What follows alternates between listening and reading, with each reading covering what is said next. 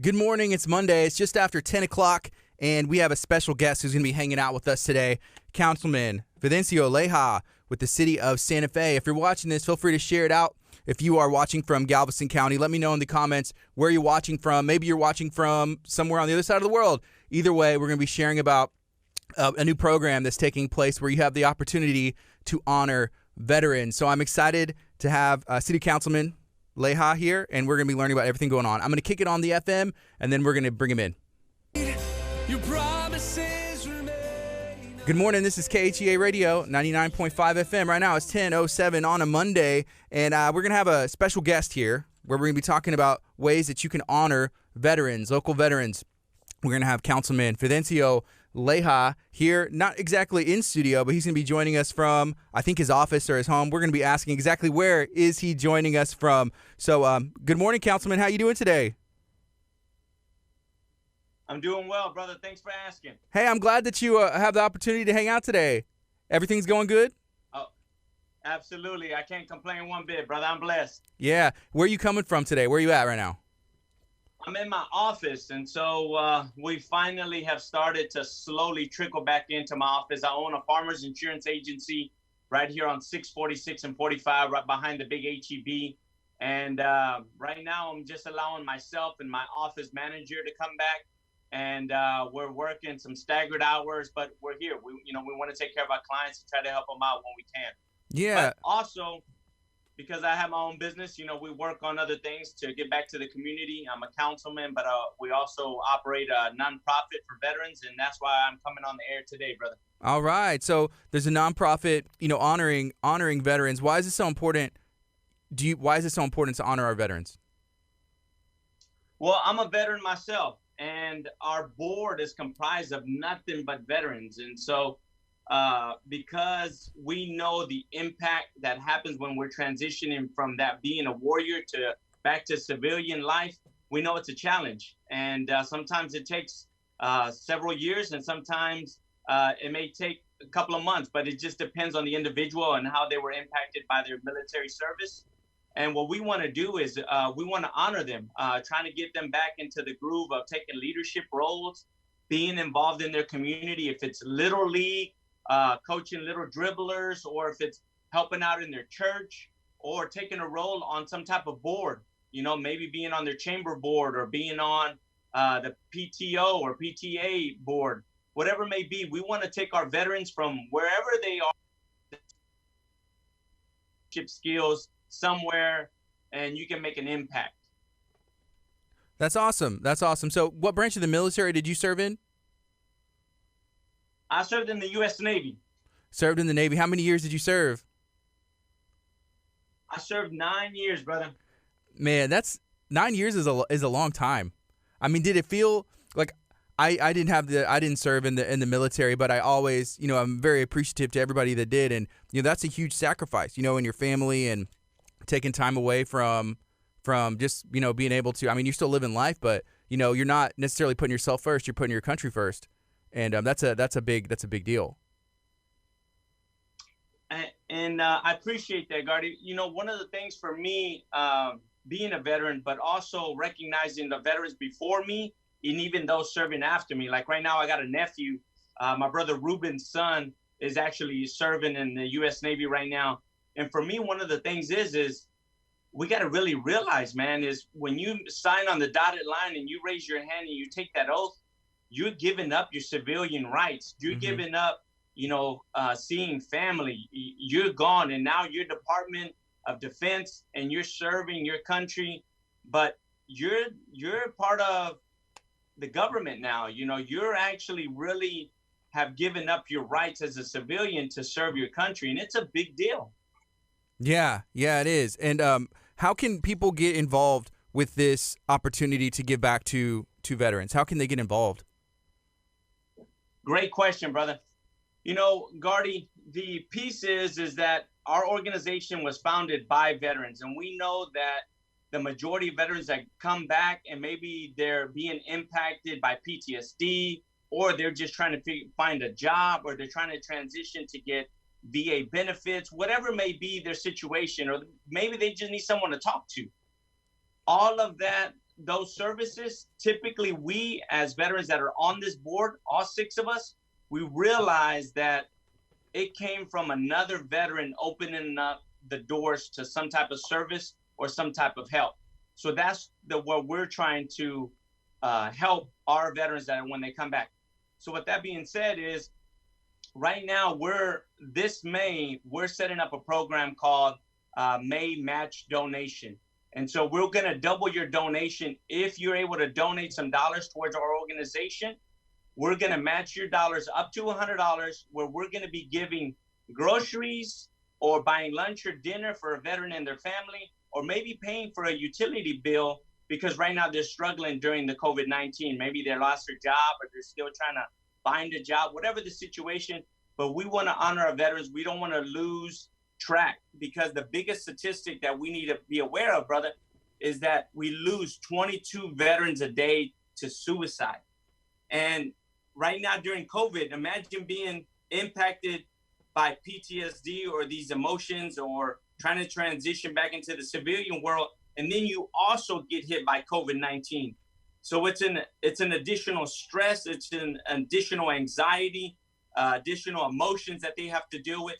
And what we're trying to do is just trying to bring a smile to their face by maybe just buying them groceries, buying them dinner or lunch for their family. And that's what you do. Go to our website, honorlocalvets.org. Again, that's honorlocalvets.org. And you go to a donate button, and it will explain all of the details for you there. But it wouldn't be possible, Gardy, without our sponsors. And one of our top 3 sponsors are actually Classic American Street Rods, right out of Bay Cliff, right on 146. And you haven't seen their vehicles, Gardy, they're beasts. I mean, this guy's on fire over there. Go see Richard. And he makes some beautiful vehicles. Also, ACU of Texas, they've been a sponsor of ours from the beginning, since we established our organization last year. And Linebarger Attorneys at Law. And then we also have one of our elected officials that's one of our sponsors, which is Galveston County Commissioner Joe Giusti.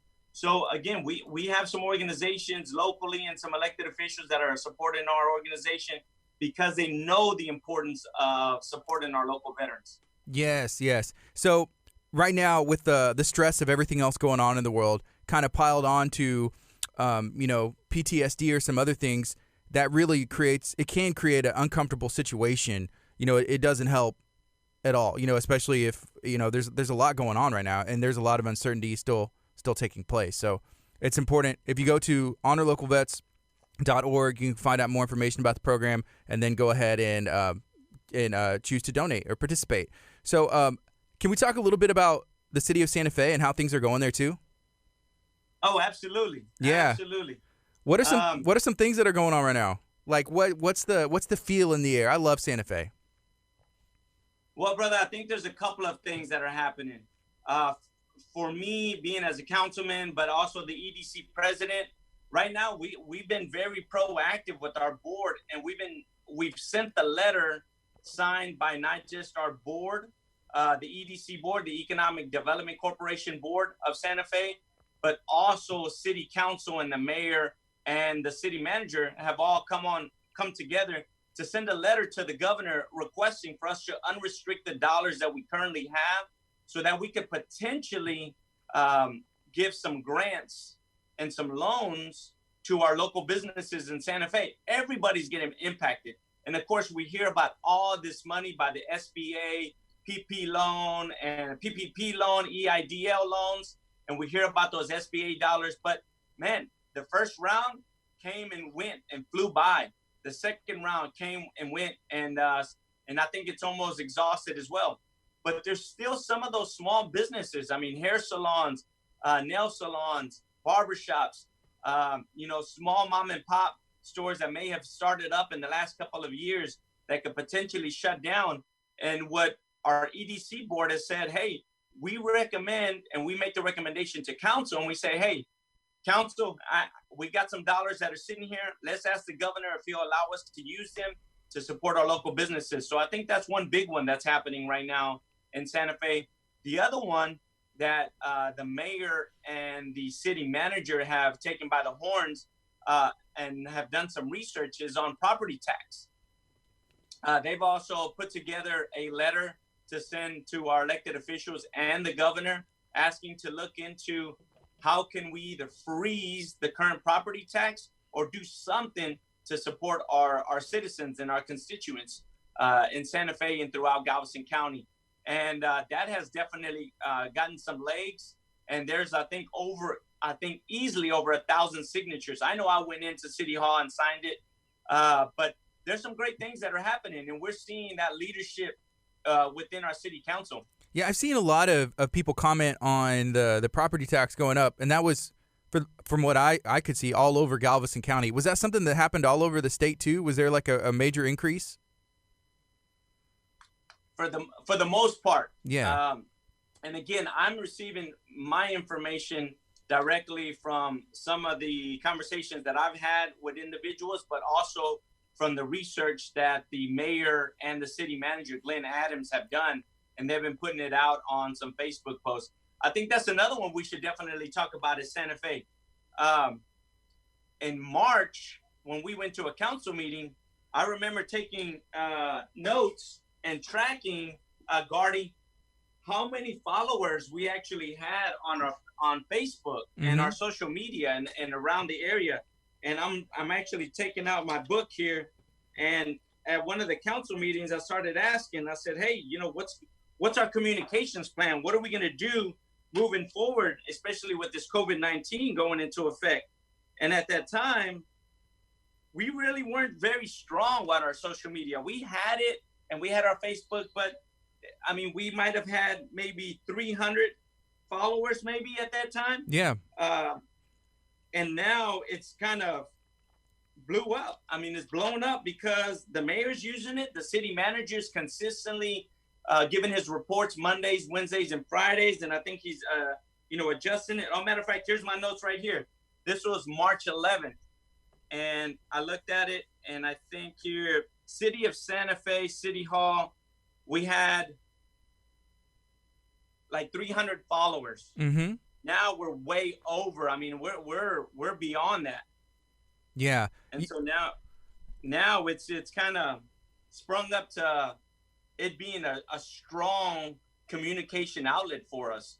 Yeah. And again, I gotta definitely tell my hats off to the mayor, to the city manager, also Stacy Baker, that works in our administration. They've all stepped up to use that social media to keep our citizens informed.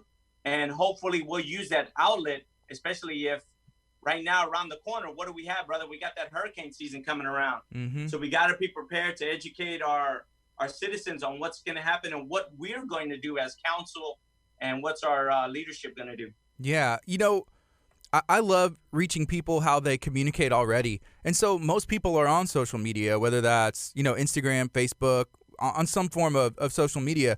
So there's a couple ways you can do it. You can create a new platform and then try to inform them. But if you want to get information out fast, then you got to reach people how they get their information, whether that's, radio, YouTube, Facebook, and just like blast it all out everywhere. That's the way we try and do it anyways. But, I applaud you guys and especially you, councilman, and the mayor and the team of Santa Fe. I have seen how y'all have using social media as a tool for positivity, for spreading messages, and there's a lot of negativity out there. So it's really good to see whenever there's a good message like you, honoring the local veterans in the city of Santa Fe, saying, hey, how can we help you? Let me know. Because it's immediate. You can get that immediate feedback, which isn't always good feedback, but it is immediate and it lets people be heard. How do y'all handle that? Because not all the feedback that you get is going to be positive. Well, I think we hired the right guy for that. And I want to say we hired a city manager that was very well vetted.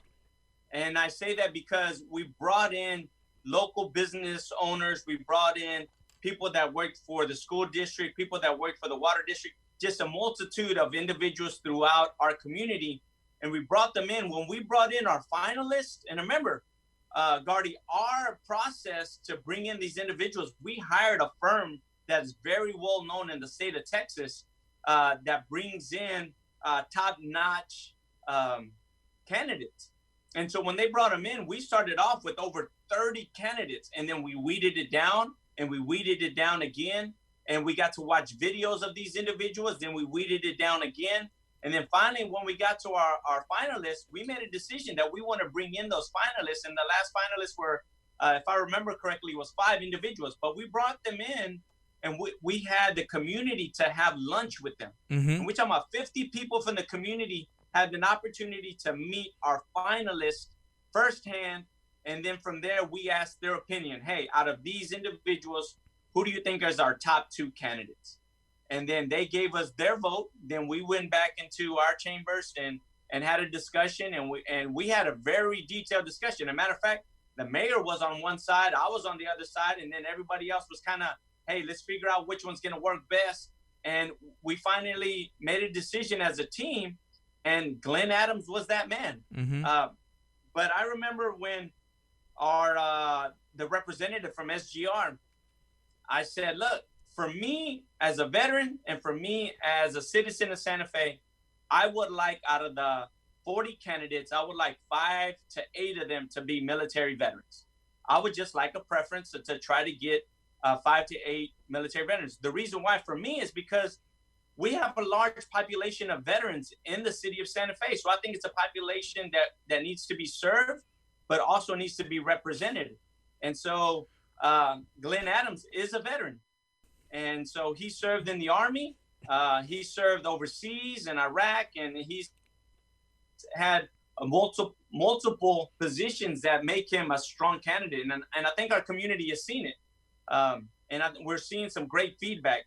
But again, when we get recently, Gardy, to get to your question, is recently the city manager has been partnering very closely with our Santa Fe Chamber of Commerce. Mm-hmm. And they recently put out a survey to ask questions to our local businesses as well as to our citizens. And we got some strong feedback.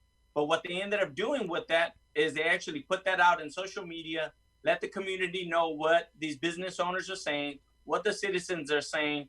But the city manager and our administration went through those. And they said, hey, look, how do we work with them?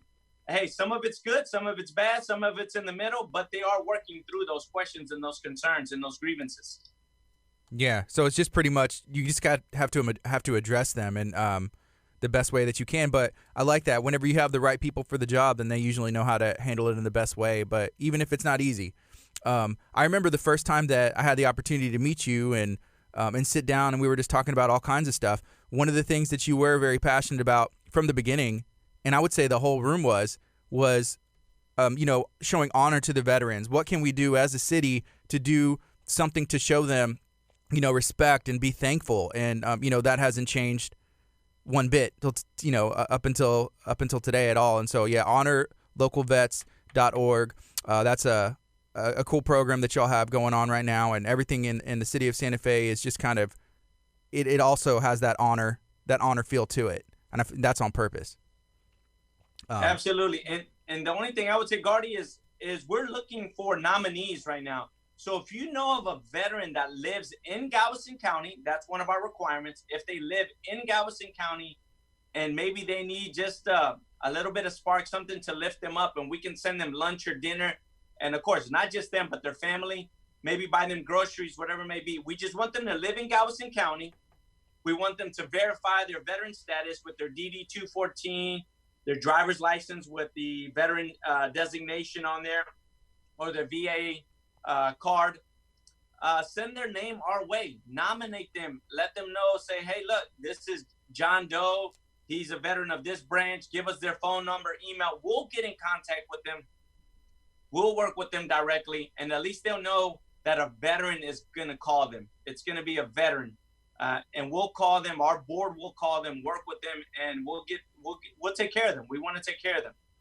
Right now it's 10:26. This is KHEAradio.com, 99.5 FM. This is Kickstart. My name is Gardy. I'm talking to City Councilman Fidencio Leija. He is with the city of Santa Fe. He also has a local farmers agency right there, and that's League City, right? Over behind the HEB?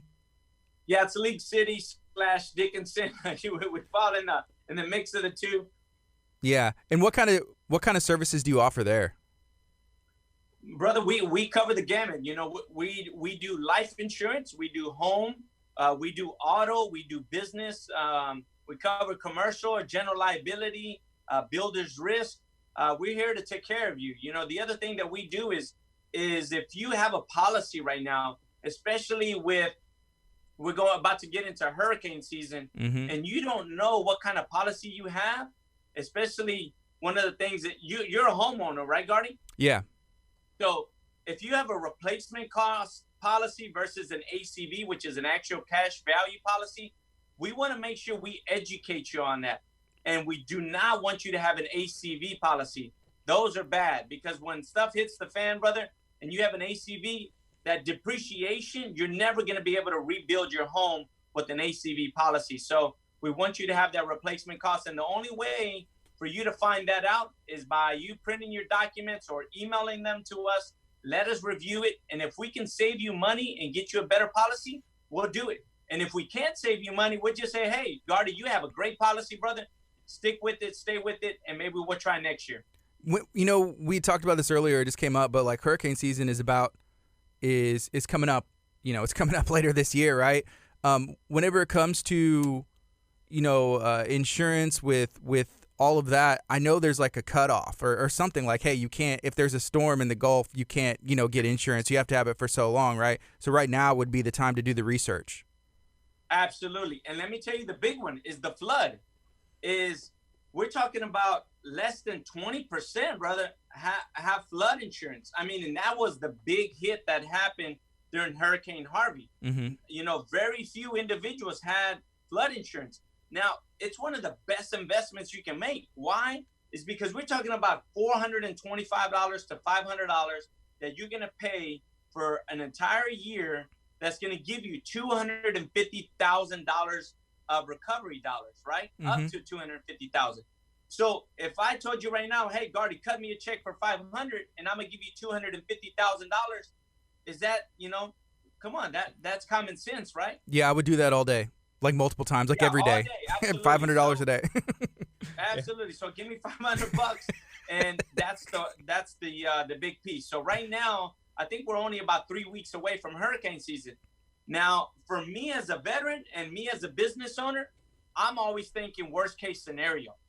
And that's what I do as a councilman as well, is, hey, we may look at this may happen, this potentially could happen, but for me is what's worst case scenario? And worst case scenario is that a hurricane 4 or 5 comes our way and really impacts us, and you want to make sure that you're covered and your home is covered. It's an investment. So if you have questions regarding insurance, I would love to take care of you. My entire staff is fully licensed by the state of Texas, and so we're here to help out. Also, Gardy, my office is bilingual, so if we have any Spanish speakers, or you have a mom or dad or anybody that speaks Spanish, a brother, sister, that they would prefer to do business in Spanish, we also speak Spanish. Hablamos español. Aquí estamos para ustedes. Yeah, just making it more comfortable. But one thing that I like is just taking precaution, especially right now with the coronavirus and COVID-19 and not really knowing, what the next week holds. Like, nobody knows. If we knew the answer, then everybody would be on the same page and we'd come together. But, there's different trains of thoughts. But one thing that I think people should do is take precaution. If you go out or you're with a bunch of people that's not in your family, just, being smart and socially distance yourself. But the same thing can be said about hurricane season. Just take precautions. Obviously, hope for the best, but you have to be prepared, because if you're not, then you're going to be stuck without toilet paper like before the coronavirus. Wasn't that the craziest thing, how just things started going in waves? I'm trying to figure out what we're on right now. I don't know. But, man, that was crazy. I think that uncertainty, right? Yeah. I think that uncertainty of not knowing what's going to happen tomorrow or not, and I think that's a challenge. For me, it's emotional, brother, because remember, my wife works in the medical field. My wife is a nurse, and she drives into Houston 3 days a week. The other thing is my brother-in-law is a nurse practitioner. He works in the front line. And then I have a sister-in-law that's in New York, and she's working on the front line over there. So all three of them are on the front line. These things are happening. And so I get to hear from all three of them. Hey, wear a mask, protect yourself, don't get out, try to, stay away from people as much as possible. That social distancing is wear gloves, wash your hands, but again, everybody teach their own. But for me, I'm going to play a worst case scenario because my family means the world to me. And I got 3 kids and my wife. So I'm going to do what's best for our family. Yeah. Hey, with you having family in New York working out there, what are some of the things that they're sharing? Like, have you talked to them to see like, hey, how is it out there? It's a lot different. A matter of fact, my sister-in-law, Kayla, she works as a occupational therapist, and she works at a hospital. So she's seeing some of these individuals lose their life, and she's going in and she's seeing some of these individuals. The whole thing that she speaks about is that she loves that her governor is very proactive, and he's all about statistics. He's all about facts, and he's very supportive of the medical field. So he's making sure that people are wearing their masks. He's asking them to use common sense, and he's leading and speaking on the behalf of those in the medical field. So she likes that. She appreciates that, and she sent us several messages, and we're in contact, and we're in that group text. So those are the pieces. And she's always out jogging, and she's jogging. She's a runner, and so she does marathons and things like that. But when she's out, she's still wearing her mask. She's keeping her social distancing. She stays home when she has to, but when she does get out, she's always wearing her mask and being aware and being cautious of her distance with individuals. So that's New York, right? That's completely different, dance and party than Texas. Texas is a little different. So, but that's where I'm hearing from New York, brother. Wow. Okay. So we're just about out of time. Can you remind everybody one more time, the website where they can go to honor local veterans, or maybe how they can nominate somebody? Absolutely. So let me close out by making sure that I give recognition to our sponsors again: Classic American Street Rods, ACU of Texas, Lineberger Attorneys at Law, Galveston County Commissioner Joe Giusti, Farmers Insurance, our business, also Pook's Crawfish Show, DC Vacuum Services, Gulf Coast Aerobics, and Remy Homes. So these are our big sponsors here that have been supporting us. This is why we have this pot of dollars where we're doing this match donation. You can actually go to honorlocalvets.org. Again, that's honorlocalvets.org. Go to our website. We will match your donation. Make a recommendation for a nominee. If you have a brother, sister, uncle, aunt, grandfather, or just a friend, someone in the neighborhood that you say, hey, man, I think a nice $200 worth of groceries would help them out, or maybe just sending them lunch or dinner to their family, recommend them. Let us give them a call, give us their name, their email, and what branch of service they served in. We'll give them a call, and we'll make sure we deliver those groceries to them. What we're trying to do, Gardy, is just bring a smile to their face and just remind them that we're not going to forget you. Even during the COVID-19, we know how you're impacted. This is an additional weight on your shoulders. So veterans, just know we're here for you. Again, honorlocalvets.org. You give us $40, we will match that $40. We will do $80. If you give us $100, we'll make it $200 all through May. And just remember, this month is Armed Forces. We'll have Armed Forces Day next week. And then we also have Memorial Day. So there's 2 big days in May, and that's why we want to honor our local vets. All right. Thank you for hanging out today, Councilman. Absolutely, brother. As always, thank you for everything you do, bro, and God bless you and your family. Thank you. This is KHEA Radio, 99.5 FM. All right, so we're just on Facebook now. Hey, thank you for hanging out. Absolutely, brother. Yeah, let me know. Absolutely, man. Anytime. You do some. Oh, I got something for you. Okay. What is it? You actually had a guest on there the other day, and I just want to show you your impact that you actually have. So you know that when you're on the air, brother, and you bring in your guests, you're actually impacting the community quite a bit. Cool. And especially me. So check this out. Look what I picked up. The magic of thinking big. Hey. Yes, sir. You had your guest on there? Yeah. Yeah, that's cool. So just let him know that I picked up this book, and I plan to read it with my daughter. Okay. She's 14 years old. Cameron's 14, and Mhm. so I picked it up. I ordered it when I watched your live with that gentleman. I can't think of his name on the top of my head, but just know I don't remember his name, but I do remember what he was discussing and about this book. So I picked it up, and I'm gonna read it with my daughter Cameron. All right, cool. I'll tell him. I will tell him. Very cool. Good, brother. All right. Hey, be blessed. Have a good one. You too, brother. All right. Awesome. Thanks.